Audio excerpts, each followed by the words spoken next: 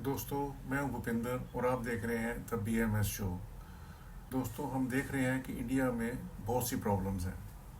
कानून व्यवस्था, सरकारी दफ्तरों में भ्रष्टाचार, बेअसर पुलिस, ट्रैफिक की बुरी हालत, बसों की सर्विस बहुत ख़राब, ख़राब सड़कें और फुटपाथ, चारों ओर गंदगी, ग्रीनरी पर कोई फोकस नहीं, बेरोज़गारी, पब्लिक हाउसिंग यानी कि अफोर्डेबल हाउसिंग बहुत कम, दुकान, ऑफिस, फैक्ट्री, वेयर हाउस आदि का अवेलेबल ना होना। लिस्ट बहुत बहुत बहुत लंबी हो सकती है। इन प्रॉब्लम्स को डील करने के लिए सरकार को क्या करना चाहिए, आइए इस सब को यहाँ डिस्कस करते हैं और इनका हल ढूंढते हैं। मैंने इन सब प्रॉब्लम्स को कुछ एपिसोड्स में कवर किया है। सबसे पहले इस एपिसोड में मैं कानून व्यवस्था को लेता हूँ, जो कि मेरे विचार से सबसे ज़्यादा ज़रूरी है। दोस्तों, आज हम देख रहे हैं कि देश में कानून व्यवस्था बहुत ख़राब है और हर किस्म के क्राइम बहुत हो रहे हैं। इनमें रेप सबसे घिनौना अपराध है जो आए दिन हो रहा है। हम निर्भय कांड को नहीं भूल सकते। महिलाएं अपने आप को सुरक्षित नहीं समझती, वो देर रात गए अकेले निकलने की सोच भी नहीं सकती। फिर सरकारी दफ्तरों में रिश्वतखोरी।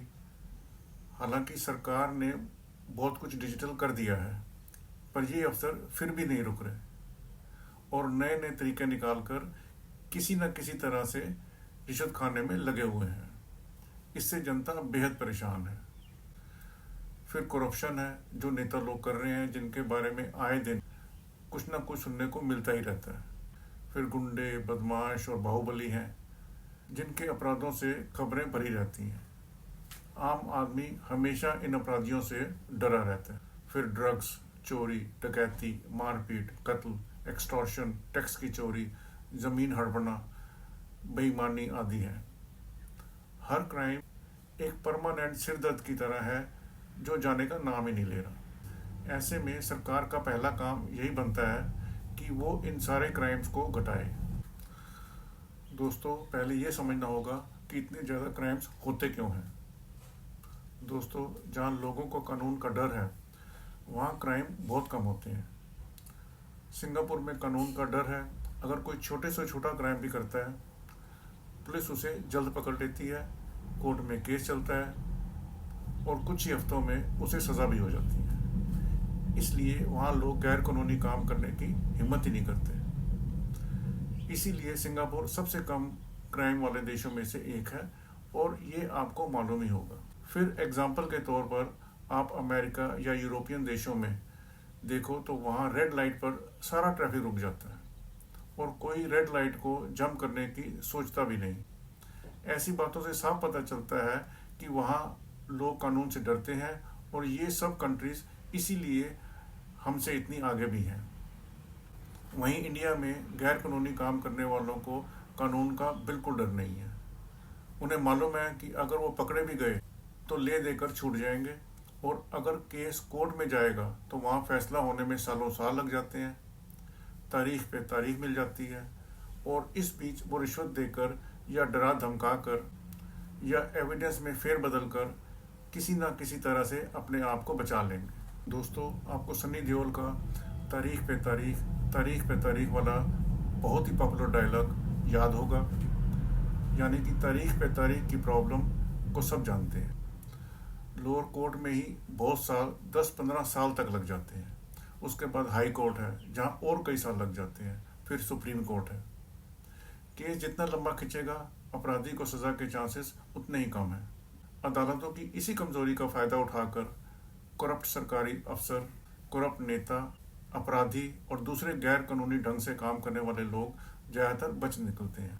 अब आते हैं कि अदालतों में इतने साल लग क्यों रहे हैं। इसका जवाब है क्योंकि वहाँ करोड़ों केस पेंडिंग हैं। दिसंबर 2022 में 4 करोड़ से ऊपर केस पेंडिंग थे। दोस्तों, यही है बढ़ते क्राइम का असली कारण, यानी कि असली कल्प्रिट। यही है देश का असली विलेन, जिसने लोगों का जीवन खराब करके रखा हुआ है और देश को तरक्की नहीं करने दे रहा। दोस्तों, जब तक अदालतों में इतने केस पेंडिंग रहेंगे, तब तक फैसला होने में सालों साल लगते रहेंगे और अपराधियों को बच निकलने का मौका मिलता रहेगा और वो क्राइम भी करते रहेंगे। जब तक अदालतों में फैसले जल्द से जल्द नहीं होते, क्राइम करने वाले को जल्द से जल्द सज़ा नहीं मिलती, तब तक उन्हें डर नहीं लगेगा और क्राइम करते रहेंगे और क्राइम में कोई कमी नहीं आएगी और इस वजह से देश की सारी प्रॉब्लम्स जस की तस रहेंगी और देश में लोगों के जीवन में भी कोई सुधार नहीं आएगा। अगर मान लो अदालतों में फैसले जल्दी होना शुरू हो जाते हैं तो बहुतों को जेल भी होगी। दोस्तों, यहाँ इस बात पर थोड़ा सा ध्यान दीजिए। जेल जाने से सबको डर लगता है। पहला, जेल में दूसरे खतरनाक कैदियों के साथ रहने का सोच कर भी डर लगता है। दूसरा, जितना समय वो जेल में रहेगा उतने साल उसकी ज़िंदगी के बेकार गए। तीसरा, उसका क्रिमिनल रिकॉर्ड बन जाता है। चौथा, उसके माथे पर परमानेंट धब्बा लग जाता है और आम तौर पर किसी को मुंह दिखाने लायक नहीं रहता। और पांचवा, जेल से छूटने के बाद उसको नौकरी में या बिजनेस में बहुत दिक्कतें आती हैं। इसलिए दोस्तों, अगर जेल जाने का डर होगा तो कुछ अपराधियों को छोड़कर बाकी सभी अपराध से तौबा कर लेंगे। इसलिए अगर क्राइम, करप्शन, रिश्वतखोरी, सरकारी दफ्तरों के निकम्मेपन आदि को घटाना है तो सरकार का पहला काम यही होना चाहिए कि अदालतों में केस जल्दी निपटे और मुजरिमों को सज़ा जल्दी मिले ताकि कोई भी क्राइम करने की हिम्मत ना करे। इसके लिए सरकार को ये सब करना होगा। सबसे पहले सरकार को अदालतें बढ़ानी होंगी। अगर अदालतें ज़्यादा होंगी तो केस भी जल्दी निपटेंगे। इसके लिए सरकार को चाहिए कि लोअर कोर्ट और हाई कोर्ट हर शहर में होने चाहिए और सुप्रीम कोर्ट हर बड़े शहर में। वैसे भी न्याय सुविधा के तहत अदालत नज़दीक ही होनी चाहिए, नहीं तो न्याय पाने वाले के लिए ये अनफेयर होगा अगर अदालतें उसकी पहुंच से बाहर हैं। दूसरा, सरकार को अदालतों और जजों की हर ज़रूरत पूरी करनी होगी, चाहे फंड्स हो या उनकी सैलरी या जजों की कमी या किसी और सुविधा की। तीसरा, सरकार को जजेस के साथ मिलकर इंश्योर करना होगा कि फैसले जल्द हों और पेंडिंग केसेस में कमी आए। मेरे विचार से केस का फैसला कुछ ही महीनों में हो जाना चाहिए। चौथा, अदालतों में हिरार्की हो और सीनियर पोजीशन वाला जज अपने नीचे वालों को टर्मिनेट कर सके ताकि हर जज को नौकरी का डर हो और वो ठीक काम करे। दोस्तों, अगर ये हो जाता है तो क्राइम करने वाले जेल के डर से क्राइम करने की हिम्मत नहीं करेंगे। सरकारी दफ्तर वाले भी रिश्वत मांगने से डरेंगे। न्याय के चलते सरकारी कर्मचारी ठीक और तेजी से काम करेंगे, जिससे शहर और पूरे देश में बदलाव आएगा। नेता लोग भी डरेंगे और देश उनकी लूट से बचेगा। बड़े बिजनेसमैन जो नेताओं के साथ मिलकर सरकारी कॉन्ट्रैक्ट लिया करते थे, मेरे ख्याल से जेल के डर से वो ये सब करने की सोचेंगे भी नहीं।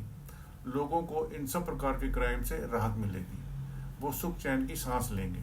आप मानो या ना मानो, जैसे स्वर्ग धरती पे उतर आएगा।